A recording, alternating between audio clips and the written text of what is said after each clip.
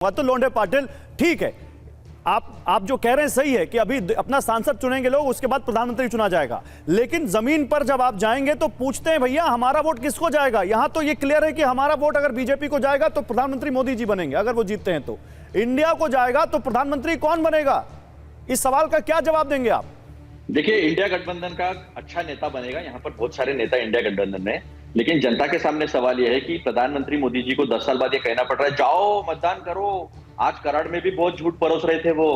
तो जनता के मन में ये भी है कि प्रज्वल रेवन्ना, ब्रजभूषण शरण सिंह, कुलदीप सेंगर, बीएचयू छात्रा में बलात्कार करने वाले बीजेपी आईटी सेल के लोग, सारे महिलाओं की इज्जत लूटने वाले बीजेपी आईटी के सेल, और उनके पीछे देश के प्रधानमंत्री खड़े हैं। प्रज्वल रेवन्ना का उन्होंने प्रचार किया है, ब्रजभूषण शरण सिंह को हटाने की हिम्मत नहीं हुई उनके ऊपर एक्शन लेने की।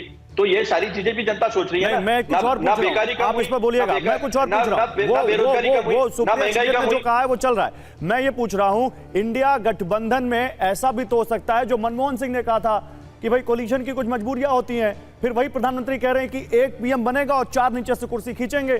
फिर वही जो कह रहे हैं जेपी नड्डा की है तो मजबूर सरकार चलाएंगे, फिर वो जो कह रहे हैं अमित शाह की है तो अस्थिर सरकार होगी। चलो मैं आपको एक उदाहरण देता हूं।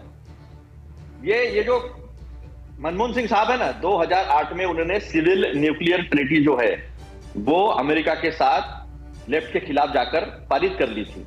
लेकिन पूरा बहुमत मिलने वाले 30 साल के बाद पूरा बहुमत मिलने वाले देश के प्रधानमंत्री उसको पूरा नहीं कर पाए। आज भी लाइबिलिटी क्लॉज का क्या हुआ पूरा नहीं पता है, उसके बारे में भी झूठी बोल रहे हैं, वो ट्रीटी आगे नहीं जा पाई है। तो ये फिर मैं काम करता हूं अतुल भाई, मैं आपको तत्कालीन प्रधानमंत्री डॉक्टर मनमोहन सिंह की प्रेस कॉन्फ्रेंस का वो हिस्सा दिखाता हूं जिसमें उन्होंने कोलिशन गवर्नमेंट को लेकर कैसी अपनी मजबूरी दुनिया के सामने जताई थी। दिखाइए पीसीआर, फिर चलेंगे अतुल जी के पास। मेरी कुछ मजबूरियां भी हैं। कोलिशन पॉलिटिक्स में बहुत कुछ सहना पड़ता है। या तो फिर ये हो कि हर 6 महीने में नए इलेक्शन कराए जाए, ऐसा भी करने उचित नहीं होगा।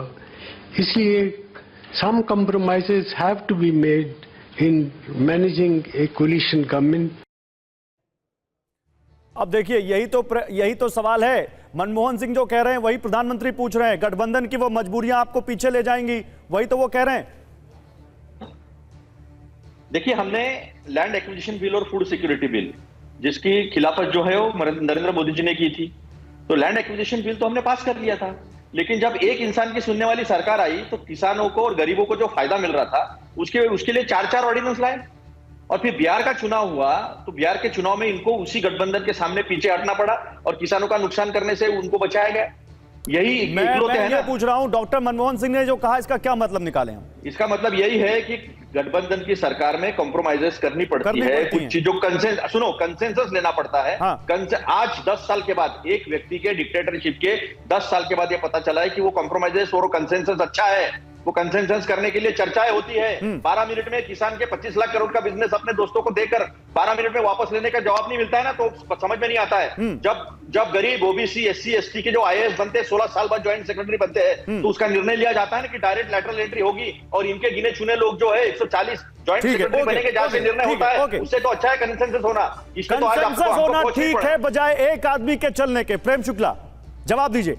एक आदमी की चलती है, एक आदमी की नहीं चलनी चाहिए, सहमति से डिसीजन होना चाहिए। और यही मनमोहन सिंह कह रहे हैं अपने इस बयान में, यह कहना कांग्रेस का। मतलब जवाहरलाल नेहरू का प्रधानमंत्री बनना गलत था, इंदिरा गांधी का प्रधानमंत्री बनना गलत था, राजीव गांधी का प्रधानमंत्री बनना गलत था, इनके नरसिंह राव का प्रधानमंत्री बनना गलत था, ये कह रहे हैं। और उन्होंने सब खराब काम किए। मजरू सुल्तानपुरी को जेल भेज दिया, ये अपराध था। और ये अपराध था कि चीन के सामने शरणागति कर ली और जो है 38,000 वर्ग किलोमीटर जो है भारत की भूमि जो है पंडित जवाहरलाल नेहरू की कदरता से वो चली गई। निश्चित तौर पर ये बात कह रहे हैं। और इंदिरा गांधी की कदरता के कारण हम जो जीते थे शिमला में, हम शिमला के टेबल पर हार गए। 93,000 हमने जो है अपने सैनिकों युद्धबंदियों को पाकिस्तान के छोड़ दिया और कुछ सैकड़ा युद्धबंदियों से नहीं छुड़ा पाए। तो ये इस बात को स्वीकार रहे हैं कि इंदिरा गांधी, राजीव गांधी, जवाहरलाल नेहरू, इन सबकी सरकार ने अच्छा काम नहीं किया था, ऐसा अतुल लोंढे पाटिल कह रहे हैं। सिर्फ डॉक्टर मनमोहन सिंह की सरकार ने अच्छा काम किया था।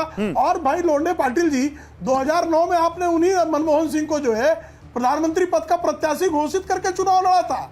अगर यही सब बहुत अच्छा था कि बिना चुनाव घोषित किए ही प्रधानमंत्री पद का प्रत्याशी चुनना उत्तम था, तो क्यों किया था? और कृपा करके मुझे बताइए ना कि नोट जो है संसद में उड़ाने का दुष्कर्म जो है, इससे ज्यादा भयंकर संसद की जो है अवमानना क्या होती कि सरकार बचाने के लिए संसद में नोट उड़ाए गए और विकीलीक्स में कहा गया कि आपके कैप्टन सतीश शर्मा करोड़ों रुपए देकर कैसे सांसद खरीद रहे थे। ये कौन भूल जाएगा कि आपने जो है इस देश की नहीं प्रेम शुक्ला जी, लेकिन मुद्दा क्या समझ रहे हैं प्रेम शुक्ला जी? राहुल गांधी ने भी आज बोला है। प्रेम शुक्ला जी सुनिए, प्रेम शुक्ला जी मुद्दा क्या है? आप परचून की दुकान पे ला रहे हैं, आप मुस्लिम आरक्षण पर ला रहे हैं, आप ला रहे हैं यहाँ पर संपत्ति सर्वे पर, लेकिन महंगाई, बेरोजगारी, आपकी सरकार की 10 साल के कामकाज पर आप चुनाव को नहीं ला रहे हैं। राहुल गांधी ने भी यही कहा। सुनाइए राहुल गांधी ने क्या कहा, फिर मैं आपके पास आता हूं। निगम ला रहे हैं। नहीं आ रहा हूं, मैं आ रहा हूं, एक मिनट। राहुल गांधी ने क्या कहा सुनिए, फिर आ रहा हूं। हिंदुस्तान में 1% लोग 40% धन कंट्रोल करते हैं। यह सच्चाई है देश की। और फिर नरेंद्र मोदी जी, बीजेपी के लोग कहते हैं हम आरक्षण को खत्म कर देंगे। कभी कहते हैं, इनके लोग कहते हैं कि हम आरक्षण खत्म कर देंगे, और फिर बयान आते हैं नहीं, हम आरक्षण के खिलाफ नहीं हैं। इनके ही बयान आते हैं। ठीक है, आरक्षण का मतलब क्या है? सबसे पहले कि देश में गरीबों की, दलितों की, आदिवासियों की, पिछड़ों की भागीदारी होगी। यह है मतलब। रिजर्वेशन को खत्म करने का तरीका प्राइवेटाइजेशन, रिजर्वेशन को खत्म करने का तरीका अग्निवीर। हिंदुस्तान में सबसे बड़े मुद्दे कौन से हैं? बेरोजगारी, महंगाई, भागीदारी, यही है ना मुद्दे।